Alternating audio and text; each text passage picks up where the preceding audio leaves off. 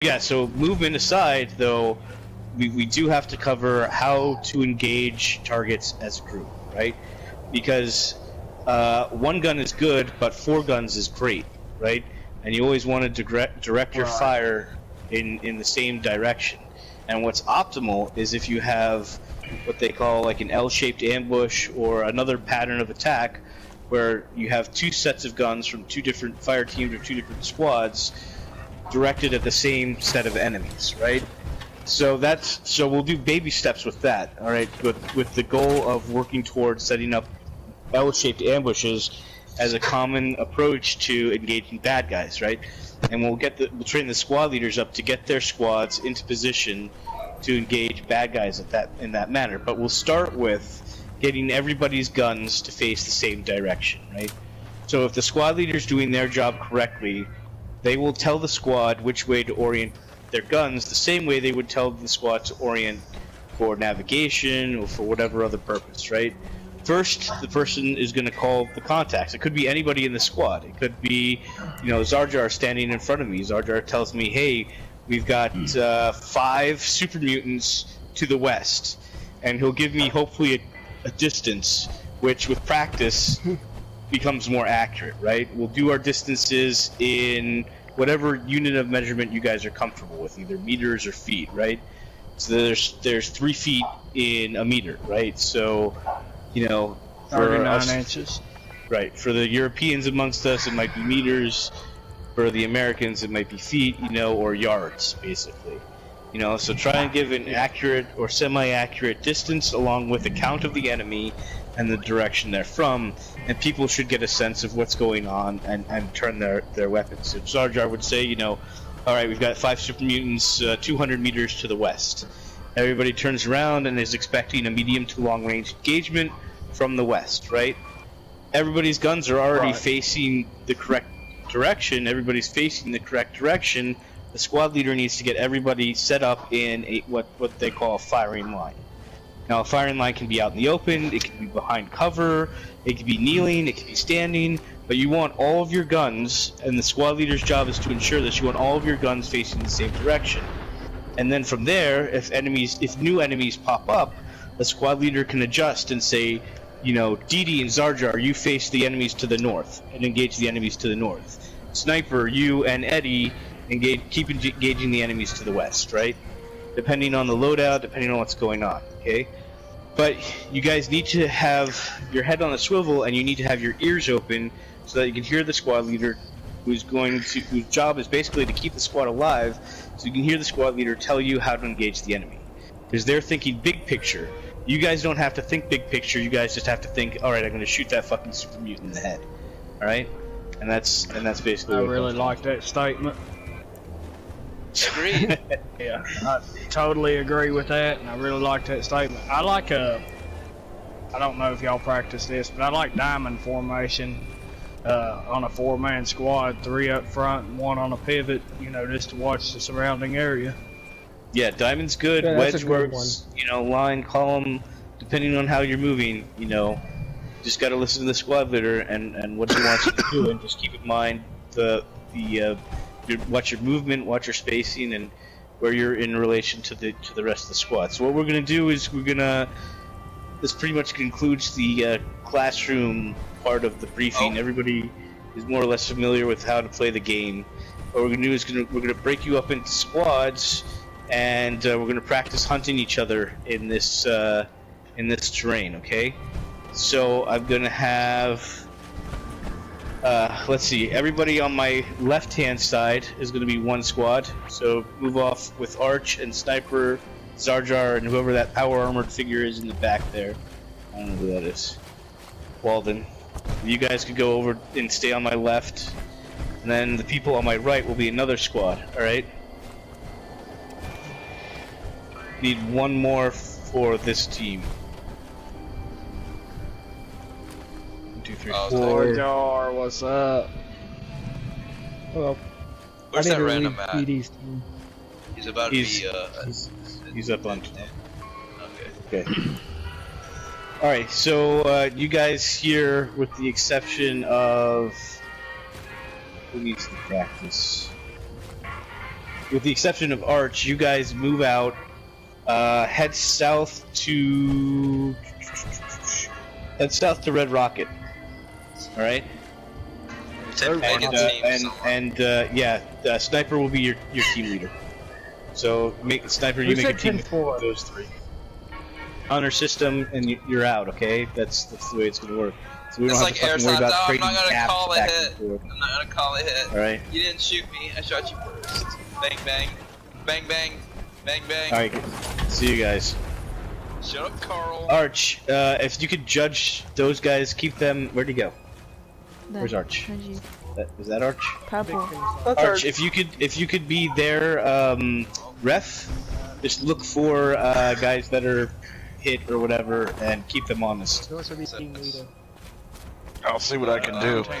A little harder to see who's hit, but I'll see what I can do. Yeah. Do the best you can. If you're cool, I'm gonna put you on point. Just follow their movements. They're headed down to Red Rocket. Military hockey background. And you guys are going to come at them? I'm gonna send them off somewhere else, and they're gonna hunt each other. Switch into my recon rifle. Hey, so guys, they've set up an ambush for you guys, so just be aware of that. They're stationary. They're not gonna be coming towards you. Yeah, those cats. That gives you an advantage, Okay. because that means you can be mobile with them. they've They've done decided it. they've just decided to hunker down. Right.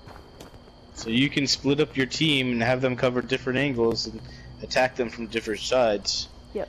And you're gonna want to make sure that you attack them from the high ground. Yes. Where are they anyway? Okay, so They're hunkered down at Red Rocket. Yep, that's fine. Where is your last person? Did they drop? They were all right here. Yeah, we're right here. You're missing one. It's right here. Who? Oh, he's crouched. He's invisible. Yeah, right there. Oh yeah, Walden, of course, Gabe right? All right. So yeah, however you want to do it, TD. Alright, so Rusty, come with me, and then Thrash and Walden, you go together, and we'll just go opposite sides. So you need to take the high ground, really. So the higher, the better. And then me and Rusty will just go the other side. If that makes sense. Just remain crouched. Try to remain crouched, especially around them, because they can't see us then, and that will give us an advantage. Oh, they all disappeared off the map. Okay. Right, Rusty, follow me. Right, I got a good view on them. Do you want to go Can you see them? Yeah, I can see them where I am. Look over here, it was funny. Right, here we go. Let's try and flush them out, shall we? Okay, where do you see them by? Because I can't see them like you have a different scope than I do. I can't see anyone at the moment, but I can. Where you guys at? We're just over here. Follow our voices. I mean, worst case, we'll have to send someone down there to flush them out because I can't see. Right. Okay. I'll run down there. If you can, You want me to? I mean, it's up to you, but we need to flush them out. I need them to come out. So find somewhere, find cover, chuck a grenade or something, and get them to think that we're down there. And then Alright. the rest would just stay in cover. I feel like I'm not important at all. You want me to take the Walden with me? Yes, yeah, that'd be great. Yeah. What do you want? Just try and remain in cover. Dee Dee, follow me. Alright. Because we need to flush them out, really. All right, I'm be quiet. Oh, my stairs. I'm gonna come down, but not all the way down. We're gonna get down more into these rocks. Okay. Just, we need to really flush them out. We need to make them think that we're closer than we are, if that makes sense.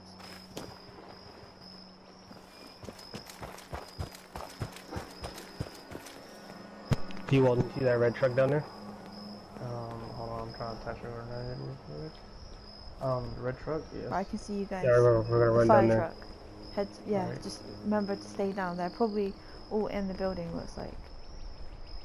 But I can't see any of them, but it's just annoying. Pick me up. Be here. So you can talk to me in area chat later after this is over if you're interested. I'd definitely tag DD for sure. Yeah, Someone Alright, tagged me, I don't know who it was, like two So on the clowns. assaulting team, how many casualties did you take? The guys that were hiding up on the hill, be honest, did any of you get hit? Did either of you get hit? Let's One. say. One. Between Walden and Eddie, did either of you guys get hit? I did not Yeah, get I hit. got Walden I didn't and get hit. Thrash. Walden and Thrash, did either of you guys get hit? I got hit. I tagged. Okay. Okay, so that's so DD, you lost at least 2 of your squad members, but that was a great job getting them on the high ground. Yep. And getting them in position. Thank you. Thrash, Walden, the only thing I could say is watch your spacing. You guys are both clustered up together. You know, you could have spread yourselves out a little bit, and you could have shot the place up, and that would have been a great distraction, and it was a pretty good distraction for DD and for Rusty to get in.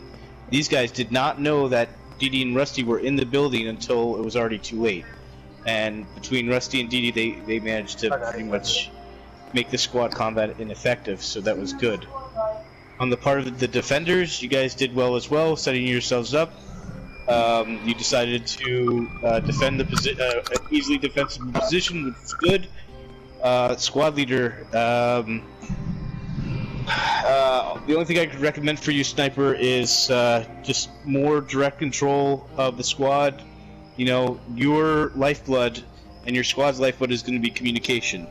And some of your squad, especially Zarjar, you did a great job trying to communicate the direction of enemy contact. You could have done a little bit better with distance, but you did direction, and you reported the gunfire, you know, as it came in. Sniper, you got to react to your squad members' reports. Eddie, you were too quiet, and who was the other guy on the squad? Hatchet, you were making too much noise. So, between the two of you guys, you got to equal out and figure out and lend your guns to the fight, right? Because you had 2 guys up on that ridge immediately over the station, which you responded to well enough with return gunfire, right? But you got to let your squad leader know, hey, I'm engaging these 2 contacts up on the ridge, you know, however many feet, however many yards, whatever you want to report it as. And then squad leader's job is to say, okay, you guys are engaging contacts to the northwest. Either he'll put another body, another gun in the fight, or he'll, you know, he knows, or he should automatically know, if you've got 2 bodies on the ridge, he's got 2 more somewhere else, right? Because we broke up into 2 4-man teams. So that's the pieces of the puzzle that he's got to be putting together, right? And then where are the 2 other bodies coming from, right? And how can he best distribute his resources to respond to that threat?